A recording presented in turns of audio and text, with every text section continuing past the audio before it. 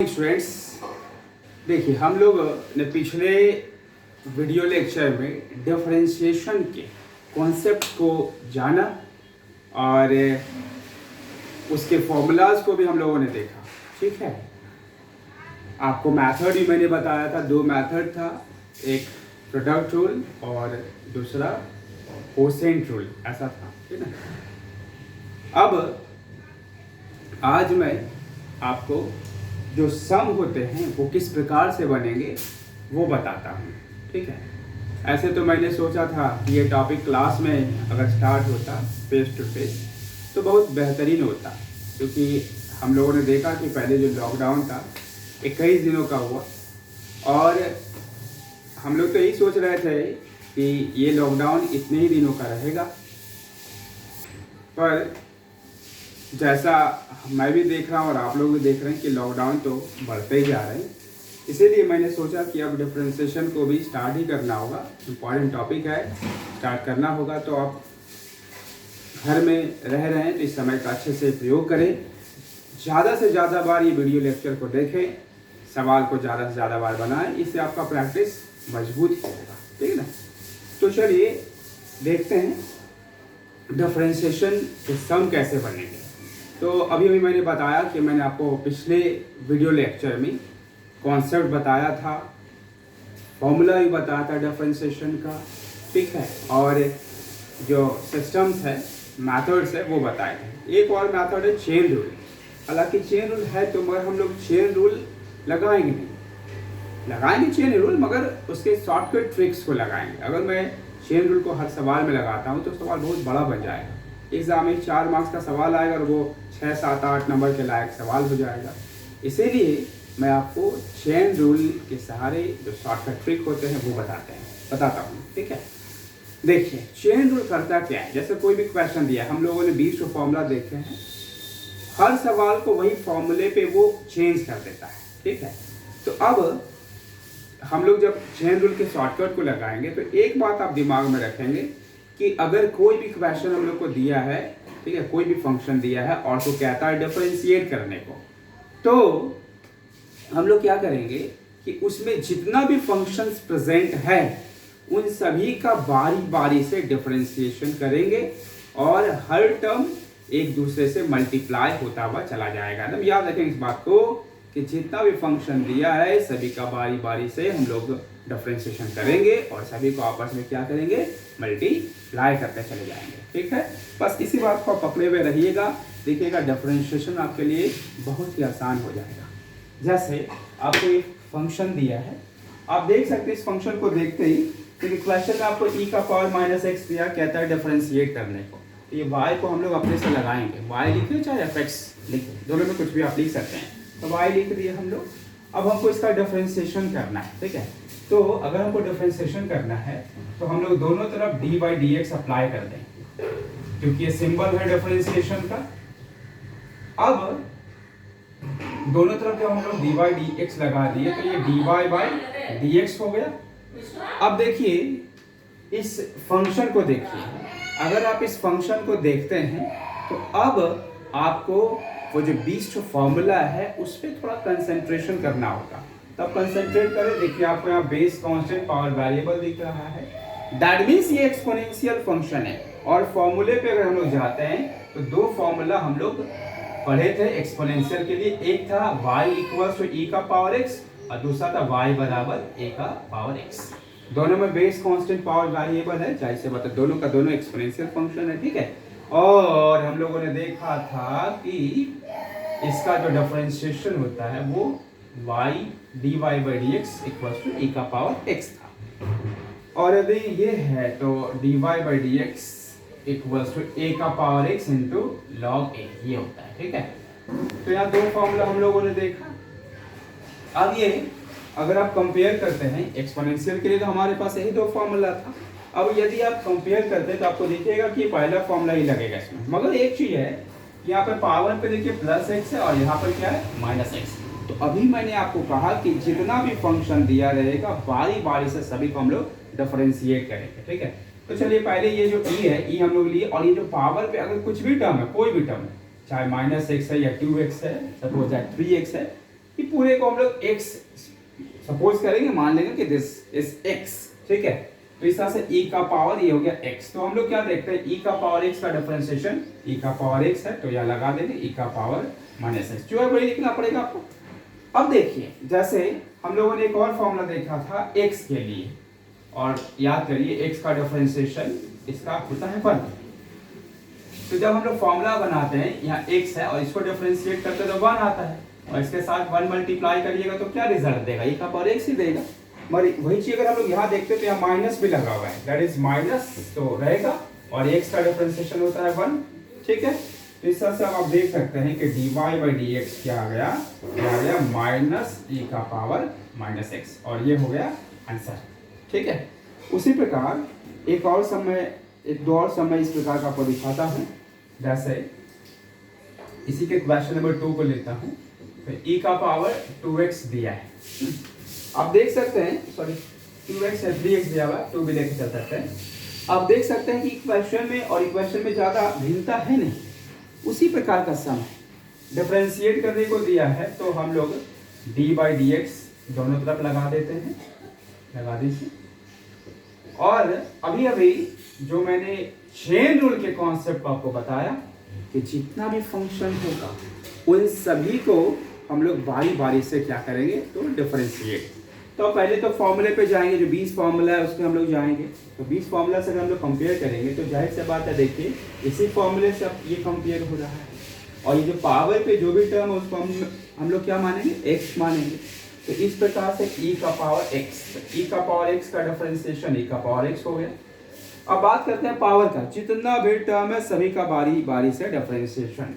तो पावर का करेंगे तो यहाँ 3 का 3 रहेगा, और ये जो x है इसका हो जाएगा 1, ठीक है। तो इस तरह से dy बाई डी एक्स जो है वो हो गया 3e का पावर 3x।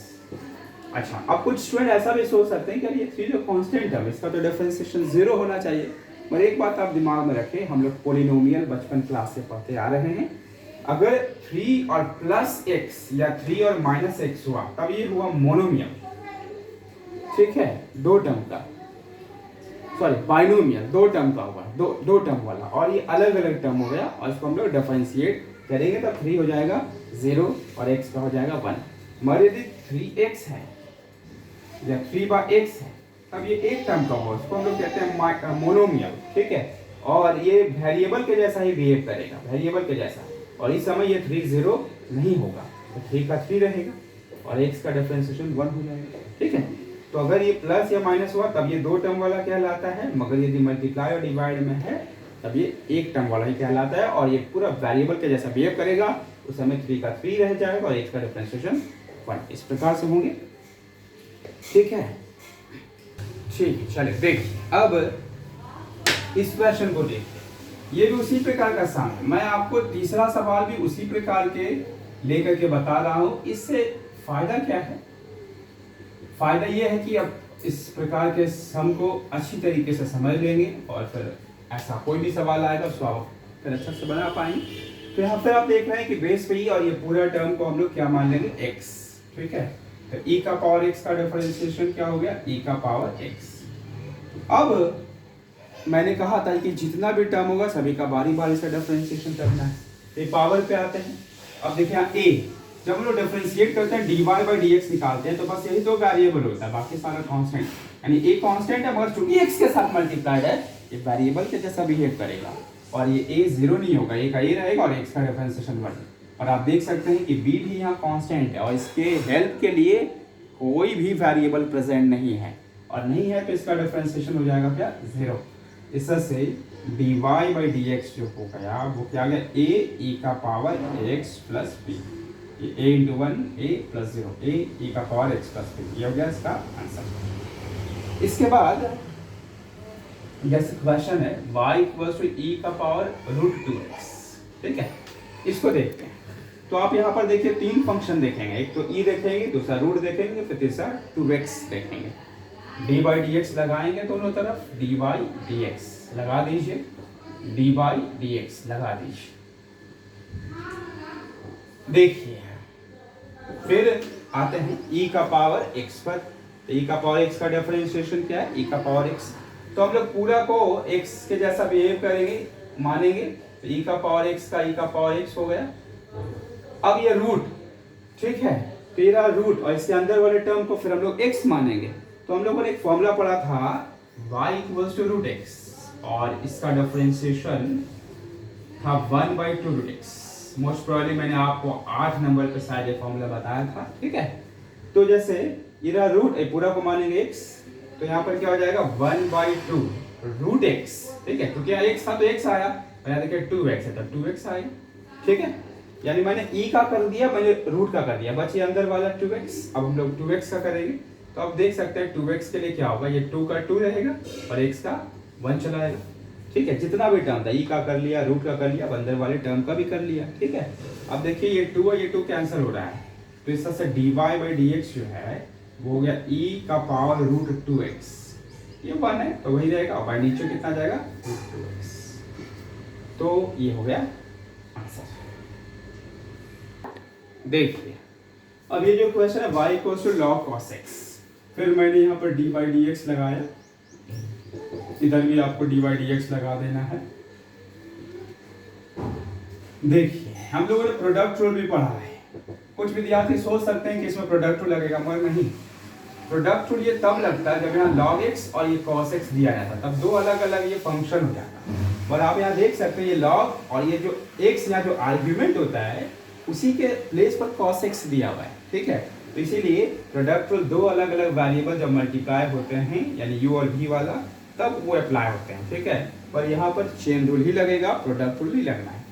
तो हम लोग पहले log को लेंगे और इसके साथ के टर्म को मान लेंगे x। तो log x का डिफरेंशिएशन का फॉर्मूला हम लोगों ने पढ़ा था, और वो था log x का 1/x, दैट इज यहाँ जो होगा वो 1/, हो जाएगा। तो x की जगह पे cos है तो 1/cos x हो गया।